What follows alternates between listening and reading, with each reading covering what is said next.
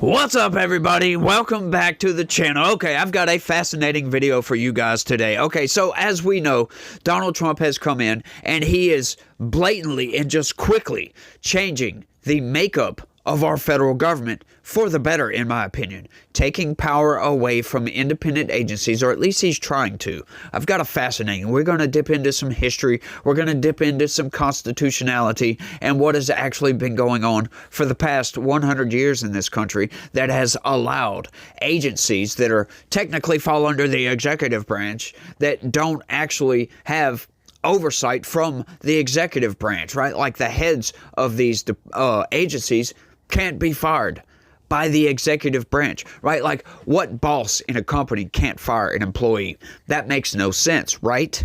I would hope you would think so. Now, I understand they have civil servant protections and all this other stuff, but that's not what we're getting into today. We're getting into the actual heads of these places and the fact that these agencies have essentially, Congress moved around the executive branch, did an end run around the executive branch, creating executive branch agencies without executive branch oversight.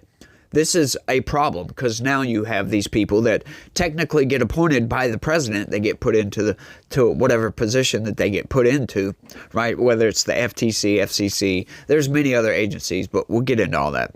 Now, these people, they serve however long that they serve, right? And it's well past. A lot of times these are lifetime appointments for some of these, or whenever they retire or whatever. But that moves themselves out of that particular president. Now they can serve for a long time. That sets up a fourth branch of government. That is the deep state, or as like a lot of people, or it should be professionally named, the administrative state, because these people, they don't have oversight from the president. They can't be fired. They can do whatever the heck they want to. They have all this, they wield essentially the same power as the president as far as, regulations and laws. These agencies can make up regulations that function as laws, essentially, and there's nothing you can do about it. You can't vote these people out. You can't have these people impeached by Congress unless high crimes or misdemeanors, if they're going around making rules and making laws that nobody really agrees with.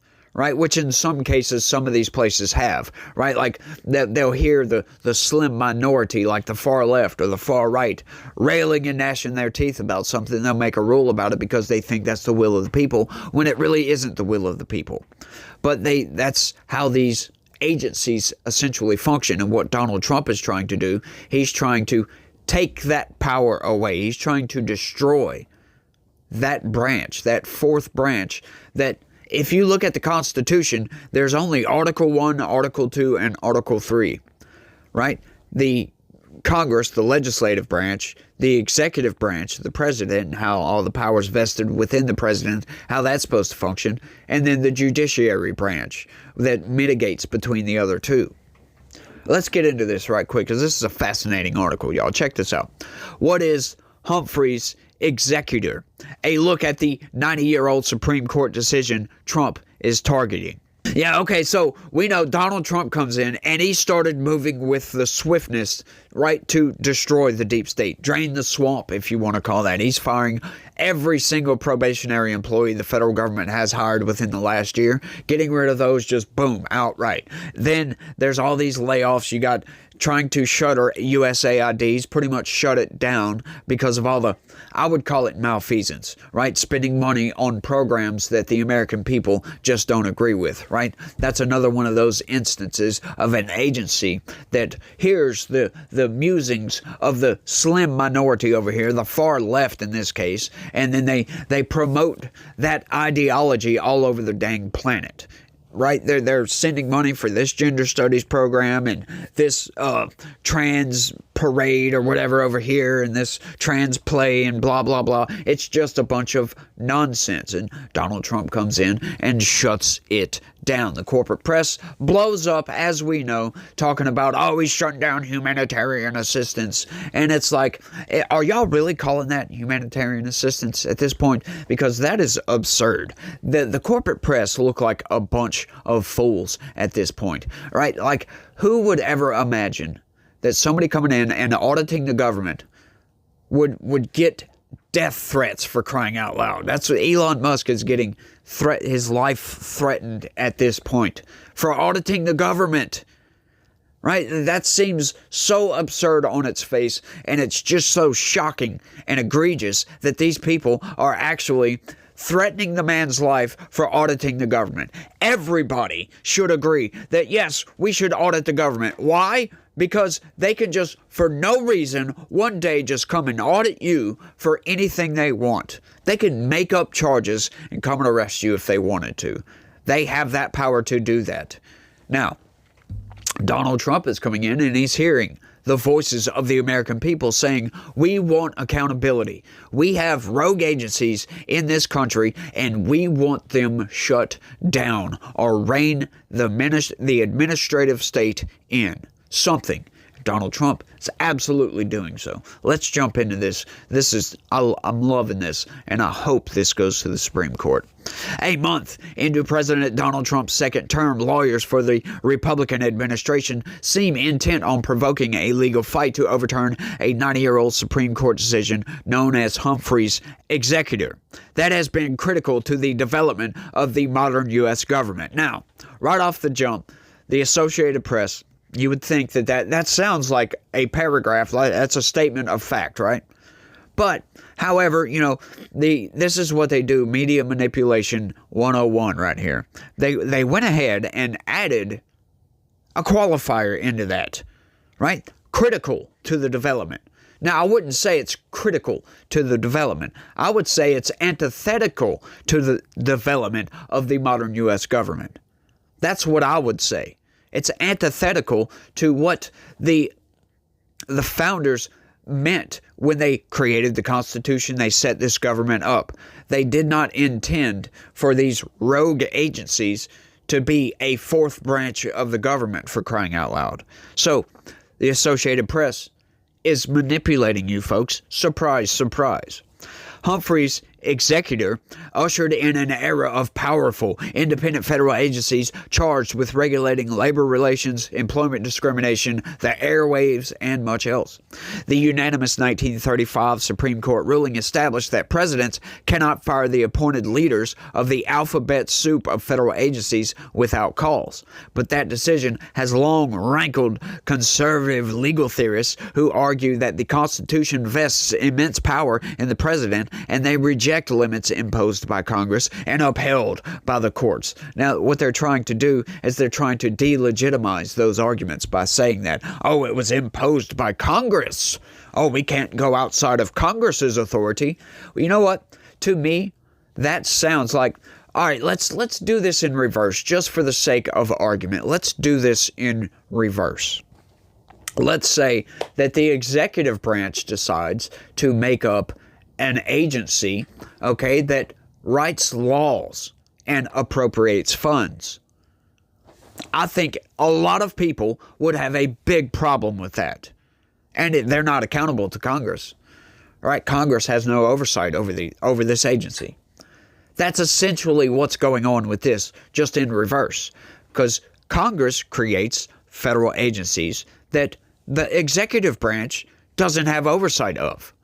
That is absurd, y'all. So, once again, you got to play the game in reverse sometimes. Think about things. Take a step back, right? If you're thinking, oh, well, yeah, we should have independent agencies. Well, should we, though? Should we? Because, the presidency is the only office in any government that the entire population of the United States votes for. That's the only one. So when we vote a president into office, that is essentially our representation in the federal government, right? We have our representation in Congress because they make up the rules that we have to live by. Well, now at this point, years later, now we have federal agencies that make up rules that we have to live by. However, with Congress, they can write the laws, and, if the president passes it, whatever, president can veto it. It doesn't really go to court. Now, with a lot of the federal agency regulations that they have to make up, they function as laws, but they can be challenged and they can be brought to court. So it doesn't have as much power behind it, if you will. It doesn't have that legitimacy of Congress. I'll put it that way. But let's keep going. They say the modern administrative state gets the Constitution all wrong, and that all federal agencies that are part of the executive branch answer to the president. That is how Article 2 reads, as a matter of fact. That includes his ability to fire their leaders at will. This is correct. The current Supreme Court, with a conservative majority that includes 3 justices nominated by Trump, has at times agreed. That is because that is how the Constitution is writ, for crying out loud, right? You go read the Constitution, go read Article 2. It vests all the power of the executive branch within one person. That is the president. Who was Humphrey, and what's an executor? Born during the Civil War, William Humphrey became a Republican member of Congress from Washington State. He was appointed to the Federal Trade Commission by President Calvin Coolidge and reappointed by President Herbert Hoover, both Republicans. A few months after taking office in 1933, Democratic President Franklin D. Roosevelt sought Humphrey's resignation, preferring his own choice at an agency that would have a lot to say about the New Deal. Yeah. I'm sure that would be a point of contention these days. When Humphrey refused, Roosevelt fired him, despite the provision of law allowing the president to remove a commissioner only for inefficiency, neglect of duty, or malfeasance in office. After Humphrey died the next year, the person charged with administering his estate, or the executor, Humphrey's executor essentially, sued for back pay. The justice ruled unanimously that the law establishing the FTC was constitutional and that FDR's action was improper. For it is quite evident that one who holds his office only during the pleasure of another cannot be depended upon to maintain an attitude of independence against the latter's will. Their opinion read. Yes, I would have to kind of agree with that, because that was a unique situation, but that also set precedent well outside of what was going on with that specific case, right? Because now that doesn't give, or that takes away the power of the president to fire somebody that doesn't want to impose their agenda, essentially, or that doesn't want to implement their agenda. Well, what in the hell good is an executive if the underlings, essentially, the cabinet members, doesn't follow his agenda? That would be a rogue agency at this point. Can agencies inside the government act with independence, or is the entire government an extension of the personality of the chief executive? Right? Yes, as a matter of fact, it's an extension of the personality. Why is that? Why, you might think, oh, well, that gives one man way too much power. Does it, though? Because technically, we all voted for Donald Trump, right? The majority of Americans voted. He won the Electoral College. He won the popular vote, right? That argument can only be made if he won the popular vote. So he won the popular vote. He represents the will of the people in the government. Now you have agencies that act outside of that will. Yeah, they need to be reined in, if you will. That was the essential question in Humphrey's executor, said New York University law professor Noah Rosenblum. The entire court came down decisively in favor of the former, Rosenblum said, noting the decision was delivered at a time when authoritarian governments held sway in Germany, Italy, and the Soviet Union. But supporters of the president's broad ability to fire officials say the independence is illusionary and not supported by the Constitution. That is right.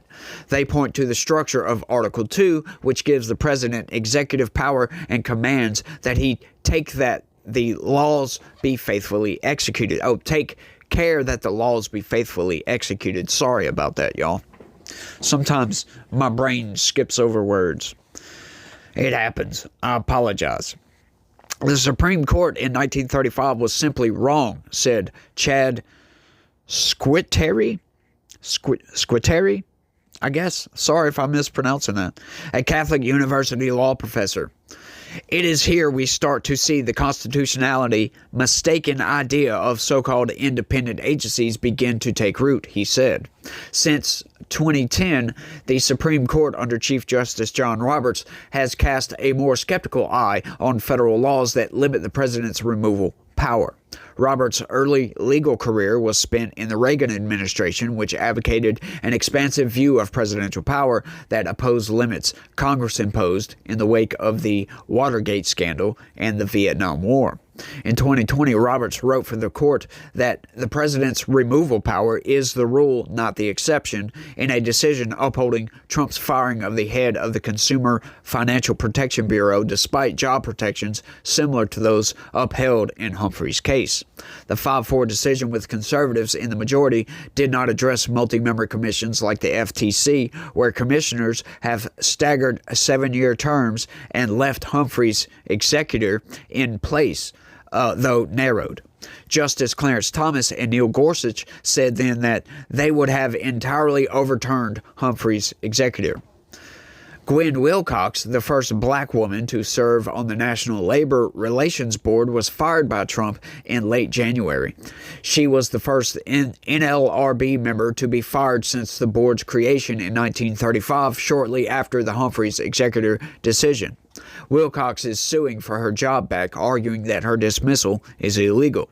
Her case could become a test of the ongoing viability of Humphrey's executor. Sarah Harris, a top Justice Department official, said in a letter to Senator Dick Durbin that the department now believes that federal laws that protect members of multi-member commissions are unconstitutional.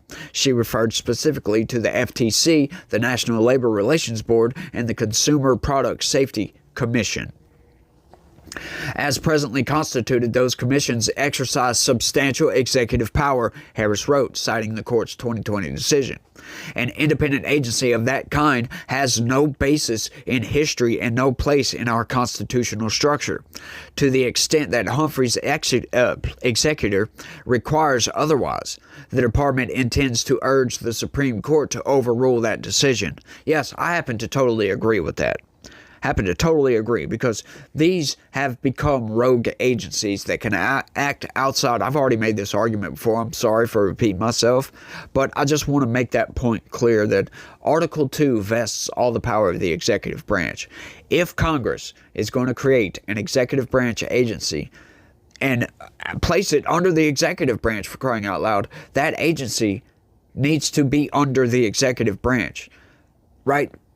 They essentially have created a fourth branch of the government, which there is no Article 4, right, that the deep state in the Constitution at all. So I happen to agree with all that. Dozens of agencies could fall if the court agrees, said Brianne Gouraud, chief counsel at the Progressive Constitutional Accountability Center, including ones that protect America's workers, help ensure the safety of our consumer products, and regulate the civilian use of nuclear energy. Yeah, but this is a Progressive Constitutional Accountability Center, right? We don't care about what they think. They are going to argue against Donald Trump regardless. Once again, that meme from the Babylon Bee, if Donald Trump came out in favor of his own impeachment, places like this would argue against it. He should not be impeached, for crying out loud, just because they have Trump derangement syndrome. And there's a lot of people in this country with Trump derangement syndrome. It's pervasive, and there's no cure. There's no end in sight, as a matter of fact.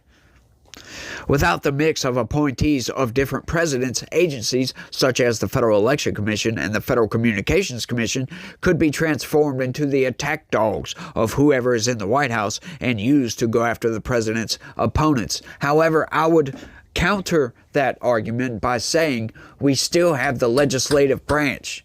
If these people are going outside of the Constitution, right, we have Article 3 and Article 1, right?